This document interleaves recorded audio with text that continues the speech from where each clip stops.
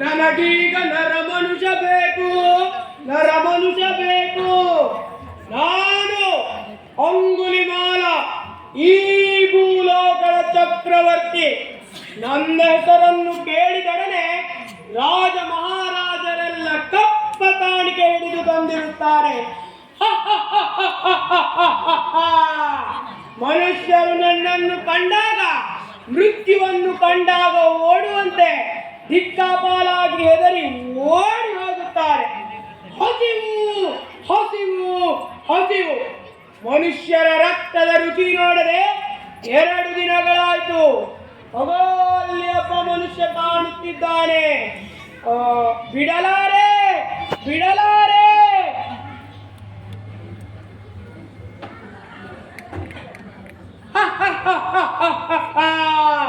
ಕೊನೆಗೂ ಒಂದು ನರಬೇಟೆ ಆಯಿತು. ಈ ನನ್ನ ಕೊರಳಿನ ಮಾಲೆಗೆ ಇನ್ನೊಂದು ನರಬೇಟೆ ಸಿಕ್ಕಿದರೆ 100 ಕೊಲೆಗಳ ಸರದಾರನಾಗುತ್ತೇನೆ. ಈಗಲೇ ಕಾರ್ಯದಲ್ಲಿ ತೊಡಗುತ್ತೇನೆ.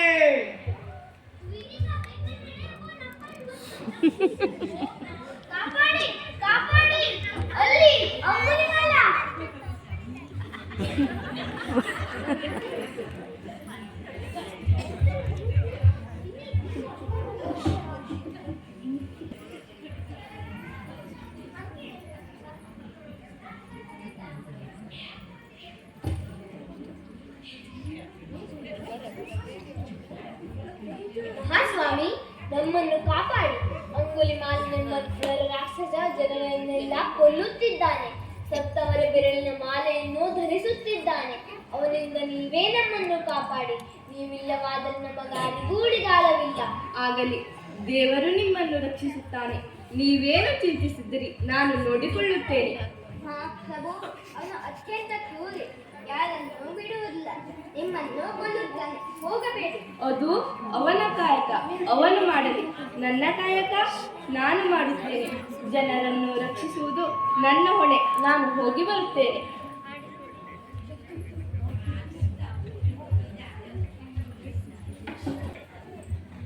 ಯಾವುದೋ ಒಂದು ಮನುಷ್ಯ ಪ್ರಾಣಿ ಇತ್ತ ಕಡೆ ಬರುವಂತಿದೆ. ಅವನನ್ನು ಕೊಂದು ತಿಂದು 100 ಬೇಟೆಗಳ ಸರದಾರನಾಗುತ್ತೇನೆ. ಎಲ್ಲವೋ ಮನುಷ್ಯ ಕುನ್ನಿ, ನಿಲ್ಲು ನಿಲ್ಲು ನಿಲ್ಲು. ಮಗು, ನಿಂತೇರುವೆ. ನಾನು ನಿಂತಿರುವುದು ಕಾಣುತ್ತಿಲ್ಲವೇ ನಿನಗೆ? ಏನು? ನಾನು ಮಗು? ನರ ಮನುಷ್ಯರು ನನ್ನನ್ನು ನೋಡಿ ಹೆದರಿ ಓಡಿ ಹೋಗುತ್ತಾರೆ. ನಿನಗೆ ಹೆದರಿಕೆ ಇಲ್ಲವೇ? ಯಾರು ನೀನು? ಜನರೆಲ್ಲ ಪ್ರೀತಿಯಿಂದ ನನ್ನನ್ನು ಗೌತಮ ಬುದ್ಧ ಎನ್ನುತ್ತಾರೆ. ನನಗೆ ಯಾಕೆ ಹೆದರಿಕೆ? ನೀನು ಒಬ್ಬ ಮನುಷ್ಯ, ನಾನು ಒಬ್ಬ ಮನುಷ್ಯ. ಆದರೆ ನಿನಗೆ ಬುದ್ಧಿ ಬಂದಿಲ್ಲ ಅಷ್ಟೇ. ನೀನು ಯಾರಾದರೆ ನನಗೇನು? ನನಗೆ ಬುದ್ಧಿ ಬಂದಿಲ್ಲವೇ? ನಿನ್ನನ್ನು ಬಿಡಲಾರೆ. ನಿನ್ನನ್ನು ಕೊಂದು ತಿಂದು 100 ಬೇಟೆಗಳ ಸರದಾರನಾಗುತ್ತೇನೆ. ಮಗು, ನನ್ನನ್ನು ಕೊಲ್ಲುವೆಯಾ?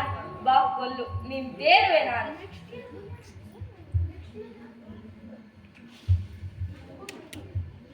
ಏಕೆ ಮಗು, ನಿನ್ನ ಕೈಯಲ್ಲಿ ನನ್ನನ್ನು ಕೊಲ್ಲಲಿಕ್ಕೆ ಆಗುವುದಿಲ್ಲವೇ? ಸರಿ, ನಾನು ಹೇಳಿದ ಕೆಲಸ ಮಾಡು, ಆಮೇಲೆ ಮುಂದುವರೆಸು. ಅದೇನು ಹೇಳು? ಆ ಮರದಿಂದ 5 ಎಲೆಗಳನ್ನು ತೆಗೆ. ಅಷ್ಟೇನಾ? ಈಗಲೇ ತರುತ್ತೇನೆ. ತೆಗೆದುಕೋ. ಈ ಎಲೆಗಳನ್ನು ಮತ್ತೆ ಆ ಮರಕ್ಕೆ ಜೋಡಿಸು. ಒಮ್ಮೆ ಕಿತ್ತ ಎಲೆಗಳನ್ನು ಮತ್ತೆ ಜೋಡಿಸಲು ಹೇಗೆ ಸಾಧ್ಯ? ಸಾಧ್ಯವಿಲ್ಲ ತಾನೆ. ಹಾಗೆ ಜೀವ ತೆಗೆದು ತುಂಬಾ ಸುಲಭ, ಆದರೆ ಜೀವ ನೀಡುವುದು ಅಸಾಧ್ಯವಾದ ಮಾತು. ಇನ್ನೊಬ್ಬರನ್ನು ಕೊಲ್ಲುವುದರಿಂದ ನಿನಗೇನು ಲಾಭ? ನಿನ್ನ ಪಾಪದ ಮೂಟೆ ಹೆಚ್ಚುತ್ತಲೇ ಹೋಗುತ್ತದೆ. ಜೀವ ನೀಡುವ ಶಕ್ತಿ ನಿನಗಿಲ್ಲವಾದರೆ ಜೀವ ತೆಗೆಯುವ ಹಕ್ಕು ನಿನಗಿಲ್ಲ. ಅರ್ಥ ಮಾಡಿಕೊ. ದೇವರು ನಿನಗೆ ಒಳ್ಳೆಯದು ಮಾಡಲಿ. ಇಷ್ಟು ದಿನ ನಾನು ಮಾಡಿದ್ದು ಪಾಪದ ಕೆಲಸ. ನನಗೆ ಬೇರೆಯವರಿಗೆ ಜೀವನ ನೀಡುವ ಶಕ್ತಿ ಇಲ್ಲವೇ? ಅಯ್ಯೋ, ಹುಚ್ಚು ಹಿಡಿಯುತ್ತಿದೆ ನನಗೆ. ನಾನು ಪಾಪಿ, ನಾನು ಕ್ರೂರಿ, ನಾನು ಮಾಡಿದ್ದು ಪಾಪದ ಕೆಲಸ. ಮಗು, ಚಿಂತಿಸಬೇಡ, ನಿನ್ನಲ್ಲಿ ಒಬ್ಬ ಒಳ್ಳೆಯ ಮನುಷ್ಯನಿದ್ದಾನೆ. ಪಾಪದ ಕೆಲಸಗಳನ್ನು ಬಿಟ್ಟು ದೇವರನ್ನು ಸ್ಮರಿಸು. ಒಳ್ಳೆಯದಾಗಲಿ, ಶುಭವಾಗಲಿ. ಮಹಾಪ್ರಭು, ಇಷ್ಟು ದಿನ ಅರ್ಥವಾಗದ್ದನ್ನು ನಿಮ್ಮ ಸದ್ಗುಣದಿಂದಲೇ ಅರ್ಥೈಸಿದ್ದೀರಿ. ನಾನು ಪಾಪಿ, ದಯವಿಟ್ಟು ನನ್ನನ್ನು ನಿಮ್ಮ ಶಿಷ್ಯನಾಗಿ ಸ್ವೀಕರಿಸಿ ಒಳ್ಳೆಯವನಾಗಿ ಬದುಕಲು ಅವಕಾಶ ಕೊಡಿ. ಮಗು, ಪಶ್ಚಾತ್ತಾಪದಿಂದ ದೊಡ್ಡ ಶಿಕ್ಷೆ ಬೇರಾವುದಿಲ್ಲ. ದೇವರು ನಮಗೆ ಒಳ್ಳೆಯದು ಮಾಡಲಿ.